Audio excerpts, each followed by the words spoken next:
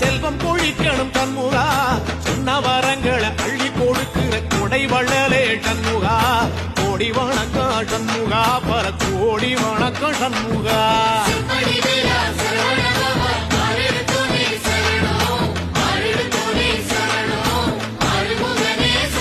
ஐயா மருதமர சத்தியமாகும்